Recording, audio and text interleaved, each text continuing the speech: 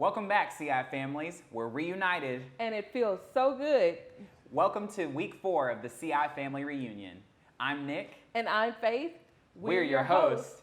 And this is Together for Good.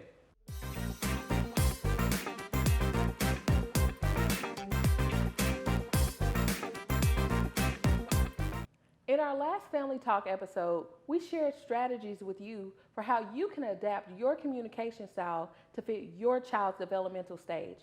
And we focused attention on what you want opposed to what you don't want. We all know that there's 2 sides to communication. There's sending out the message as the first half, but there's also receiving the message, listening. Today's episode will focus on active listening strategies to get beyond what your child is saying or not saying, and instead to focus on what your child is trying to communicate. Let's listen together. Hey, Karis, thanks so much for joining us again. This is our last week of the show for now. I'm glad to be back. I'm sad that this whole series is ending, though. Today we're talking about listening. So before we started recording, the 3 of us were kind of talking about our listening styles and where maybe we felt like that was a strength of ours or where we could use some room to grow. So I'm excited about this conversation today. I am too. I am super excited, especially since I work with a lot of parents and teenagers, and they all say the same thing, that communication is one of the areas that they need most help with as a family. And when you ask them to pinpoint what they need help in, it always goes back to listening. I've been in just different situations in after school with where it's either myself or staff or even like parents trying to get the kid to pay attention. And especially with so many children having attention disorders or other kinds of things going on, it can just feel like a never-ending battle to get a child to kind of stay looking in your eyes or stay looking at you. Do you have any advice? I think teaching kids about listening with their whole body is a good place to start too. I think a lot of teachers are aware of this now too, and I'm seeing it a lot more in classrooms. And so going through and like talking to kids and explaining like you listen with your whole body, not just your ears. In general, in our, society and our culture today, like making eye contact shows that we're listening. We're talking about like where you would think like, oh, I'm listening because I hear their voice, but you're not actually taking in the information. So teaching kids like to use all their senses to listen. And so again, it could be reflective, of like after you've taught them those things, I'm like, oh, your body is having a hard time listening. Your body is so busy right now. Or your eyes are not looking at me. Your eyes are looking at this right now. And redirecting that, by reflecting what they're doing. Tells us as parents too, like how multitasking, trying to do something else or trying to like watch TV or, talking on the phone while trying to talk to our kids, like it's not going to be effective because you don't have all your resources available for those conversations. So being the model can be really powerful. And I feel like I always hear the other person blame the other party isn't listening, but I think it starts with like you making those changes and modeling that and showing that you're really putting in the effort to make them want to do the same. One of the things that I've learned in the conscious discipline training about eye contact is actually saying something to bring the child's attention to you. For instance, expressing what you're seeing from them, saying your face is doing this or your arms are doing this. And by saying this, it makes them look at you to see what you're referencing and what you're actually doing. And so it helps them focus and begin to listen without feeling threatened. Instead of forcing a kid to look at you to prove that they're listening, actually show them that you're paying attention to what they're doing, you're noticing them, and then call their attention to what you're doing so they then notice you and they're listening. And even just that, like with your body language too, of like if I'm working with a little bitty, like I'm going to get down on my knees so that I can look at their level and they're not looking up at me, so it's less threatening. What are some skills that we can use to ensure that we are truly listening and understand what's being said to us? Well, and I listen to people all day, but I know I'm human, so I'm going to have those moments where I start thinking about something else, or I'm looking at the time, or maybe I'm just not understanding it fully. And so one thing I do a lot is what I will reflect, or I will ask a question that gives them permission to fix it.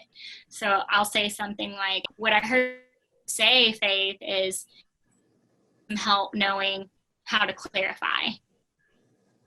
And that gives you an opportunity to respond, or for you to nod and be like, yeah, that's right. If I'm not understanding, or if I want someone to clarify, I'll be like, help me understand blank. Help me understand what you mean by that. Parents and caregivers really want to provide and protect, and that's just a natural instinct. But sometimes in those spaces, they just need to be heard. They don't need you to fix it. They don't need advice. And so that's something I really work on in relationships, is let your needs be known. So if you're needing advice, if you're needing help fixing it, say that, make that clear. But if you just need someone to listen and be with you and validate how you're feeling, say that too. Thanks for inviting me, guys. It's been great, coming in and talking with y'all and getting to know y'all better. And it's also, I just love being able to help families right now.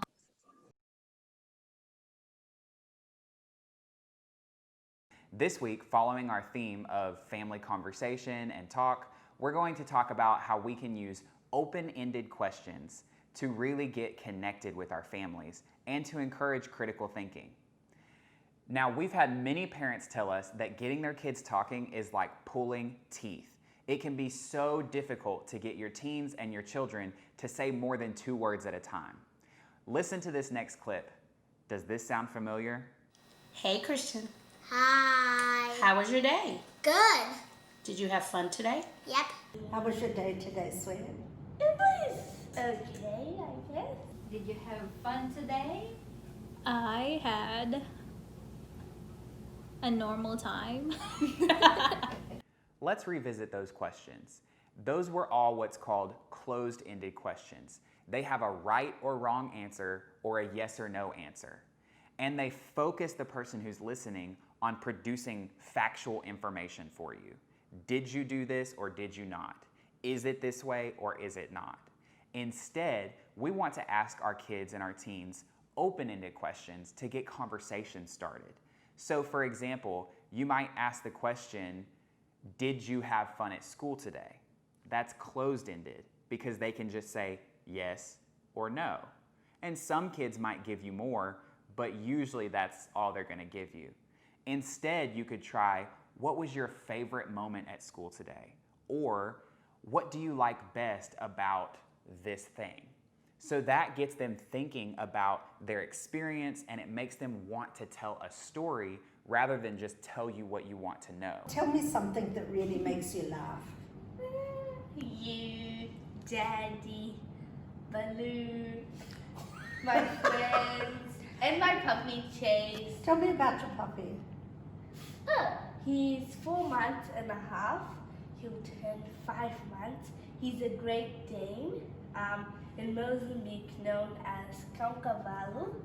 And yeah, I love him so much because I've always wanted to have a puppy, and he's my first puppy. No, I don't think he's my first, but he's my puppy, and I love him. Great. And he makes me laugh. What else did you do today? I made an airplane, Okay. and I made this car. What did you do today? What did I do today? This morning? This morning, my mom cooked me breakfast, and she also cooked me lunch, so I didn't have to go buy my food, so I saved some money in my pockets. But I turned around and went shopping after work. Yeet! As you're learning to start conversations with open-ended questions, it might help you to brainstorm ahead of time a couple of options for when you have conversation time with your family. To help you with this, we've included some family conversation cards in your summer learning box. So it'll be easy to just pull out a card and ask a question from the deck. Or you can even let your children or your teens pull cards and they'll get to decide which question they want to start the conversation with. You can do this in the car, in free time at home, over meals is a really good time, and that could really help you get the conversation started. Also, remember the point is to get the conversation going. So make comments on what your kids say, share your stories, and connect with their experience.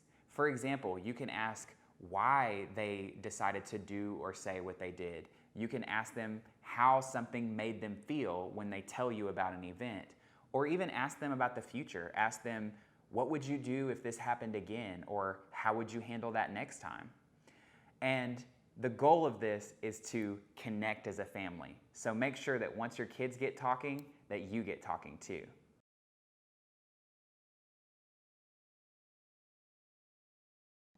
This week's Game of the Week challenges you to think fast because you're up against the clock and your family members. Are you and your family up for the challenge? Come on, let's play Together for Good.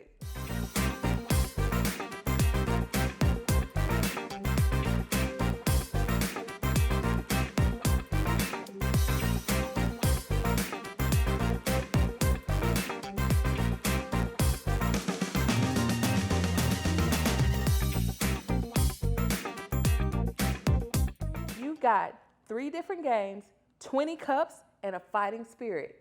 But do you have what it takes to win it all? To play, you will need 20 disposable cups and 2 different colors, 10 of each color, a table or counter, and 2 different teams. Don't have different colored cups? That's okay too. Just make sure all of your cups are the same size and mark the cups to distinguish the teams. The first game is Pyramid.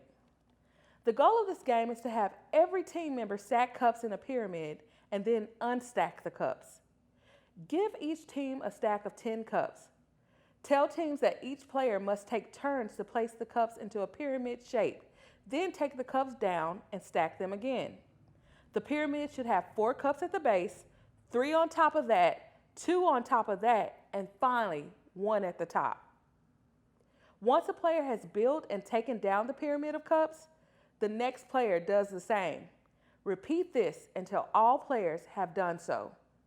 The team whose players finish first is the winner of Game 1. Game 2 is Stacked. The goal, to have all players move the cup of a different color down the stack of cups. Give each team a stack of 10 cups. 1 cup should be different than the others and placed at the bottom of the stack. When time starts, players must begin by moving the cup from the bottom and placing it inside the cup at the top of the stack. Continue moving the bottom cup to the top of the stack until the unique cup is back at the bottom. Then pass the stack to a teammate. Repeat this until all players on the team have restacked the cups. The team whose players finish first is the winner of Game 2. Game 3 is Flipped. The goal, to cover all of the other team's cups with your team's cups. Give each team 10 cups. 5 cups should be lined up in front of each team. Teams should place remaining 5 cups on the edge of a table, halfway off the table. When the clock starts, a team member will try to flip a cup until it lands upright. If it lands upright, the player should take the cup and place it over one of the other team's lined up cups. The next player will then take a turn. Repeat and continue changing players until all 5 cups have been flipped, landed, and are covering the opposing team's cups. The team who covers all 5 cups is the winner of Game 3. Best 2 out of 3 wins. Have fun playing together.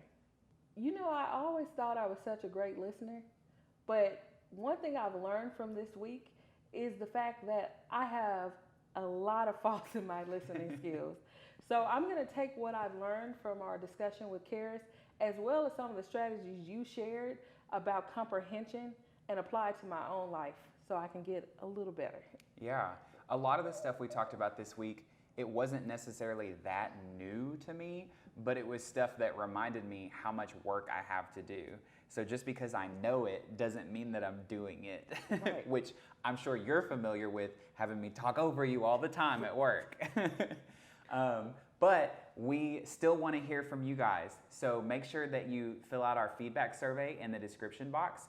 Follow us on Facebook and keep up with the rest of what's going on the family reunion. And remember, we're all in this together. Together for good.